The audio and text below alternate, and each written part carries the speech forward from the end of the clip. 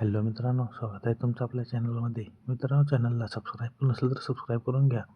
चला तर मग त्याला सुरुवात करूया. मित्रांनो, शरद पहिल्यांदा त्या घरात जावई म्हणून आला तेव्हा घरात शांतपणा होता. सासूबाई माधवी, वय 60 वर्षे, तरी पण तिच्या डोळ्यात अजूनही आयुष्याची चमक होती. पती गेल्यानंतर एकटेपणाने तिला आतून पोखरलं होतं.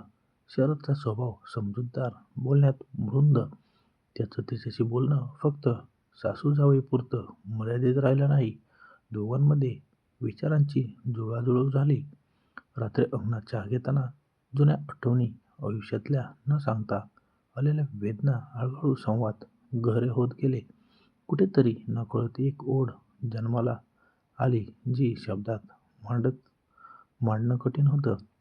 माधवीला स्वतःवरच राग यायचा. हे योग्य नाही. ती स्वतःशीच पुटपुटायची. पण शरद समोर आला की मन ऐकत नव्हतं. शरदसुद्धा संभ्रमात होता. आदर, कृतज्ञता आणि त्यात मिसळलेली एक वेगळीच भावना. तो तिच्या डोळ्यात पाहायचा तेव्हा तिची फक्त सासू नव्हती, एक समजून घेणारी, प्रेमळ स्त्री होती. एक दिवस पावसात वीज गेली. खोलीत अंधार, शांतता आणि दोन मनांची धडधड. काहीच घडलं नाही, पण त्या क्षणात दोघांनाही कळून चुकलं की हे नातं बदलतं आहे. आपण चुकीच्या वाटेवर आहोत का? माधवीने पहिल्यांदा प्रश्न विचारला. शरद शांतपणे म्हणाला, भावना चुकीच्या नसतात, फक्त परिस्थिती अवघड असते. त्या रात्री कोणतीही स्पर्श नाही, कोणताही अतिरेक नाही, फक्त मनमोकळा संवाद, अश्रू आणि एकमेकांच्या भावनांचा स्वीकार. दोघांनी ठरवलं, हे प्रेम मर्यादित राहिलं, सन्मान राखून, समाजाला न कळता पण मनाला खोटं न बोलता. काळ पुढे सरकला. शरदला बदली मिळाली. निघताना माधवीने फक्त एवढंच म्हटलं, तू माझ्या आयुष्यात आलास हेच माझं भाग्य. डोळ्यात पाणी, ओठांवर हसू. एक अपूर्ण पण खरं प्रेम. मनाच्या जवळीकची आहे. समाज ज्या नात्याला नाव देतो त्या पलीकडे जाऊन माणूस कधीकधी फक्त माणूस राहतो. शरद शहराबाहेर गेल्यावर घर अधिकच शांत झालं. माधवीच्या दिवसांची सुरुवात आणि शेवट दोन्ही आठवणींनी भरलेली. सकाळी देवासमोर दिवे लावताना ती नकळत म्हणायची, तो ठीक असेल ना? तो फोन क्वचित यायचा, पण जेव्हा यायचा तेव्हा शब्द कमी आणि भावना जास्त असायच्या. काळजी घे तूही.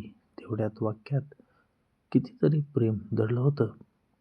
एक दिवस शेजारच्या बायका कुजबूज करत होत्या. माधवीला कळलं, समाजाच्या नजरा धारदार असतात.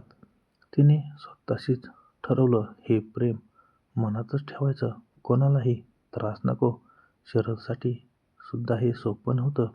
जबाबदाऱ्या, संसार, प्रतिष्ठा या सगळ्यांच्या ओझ्यात त्या शांत आवाजाची आठवण त्याला बळ देत होती. वर्षभरानंतर शरद परत आला. सणाच्या निमित्ताने दोघे समोरासमोर उभे राहिले. क्षणभर शब्दच फुटेना. माधवी म्हणाली, तू बदललास, पण तुझ्या डोळ्यात तेच आहे. शरद हसला, काही गोष्टी बदलत नाहीत. त्या संध्याकाळी अंगणात बसून चहा झाला. कोणताही स्पर्श नाही, पण जवळीक पूर्वीपेक्षा खोल होती. निघताना शरद म्हणाला, कदाचित आपण एकत्र नसू शकतो, पण हे नातं माझ्या आयुष्याचा आधार आहे. माधवीने डोळे पुसत उत्तर दिलं, माझ्यासाठी सुद्धा. काही प्रेमांना नाव लागत नाही. हे प्रेम गुप्त होतं, मर्यादित होतं, पण खरं होतं. कधीच व्यक्त न झालेले. पण तो दिवस आला त्या दिवशी सासू घरात एकटीच बसली होती आणि शरदने विचारले, सासूबाई, काय झालं आहे?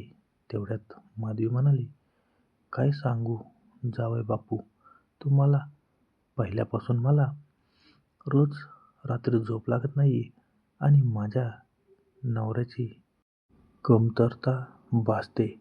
मग शरद म्हणाले, सासूबाई निराश होऊ नका, मी आहे ना, काळजी कशाची करता, आज रात्रभर मी तुमच्या सेवेत आहे. मला सांगा. ते दोघेही एका खोलीत गेले आणि फुल टू धमाल केली आज आणि तसेच झोपी गेले. सकाळी माधवी लवकर उठली. तिचा चेहरा चमकत होता आणि शरदसाठी चहा घेऊन आली. शरद माधवीकडे पाहू स्मितहास्य केलं आणि विचारलं, सासूबाई तुमची इच्छा पूर्ण झाली ना आणि तुम्ही समाधानी आहात का? माधवी म्हणाली, जावई बापू, नवरा गेल्यापासून मला असा आनंद आणि समाधान सुख कधीच मिळालं नाही, पण आज तुमच्यामुळे ते मिळाले. असंच कधी वेळ मिळेल तेव्हा क्रिकेट खेळत होते. कशी वाटली आजची कथा कमेंट करून सांगा आणि लाईक, शेअर, सबस्क्राईब करायला विसरू नका. भेटूया अशाच नवनवीन कथेमध्ये. तोपर्यंत ऐकत राहा आपल्या गप्पा गोष्टी मराठी स्टोरी चॅनल. धन्यवाद.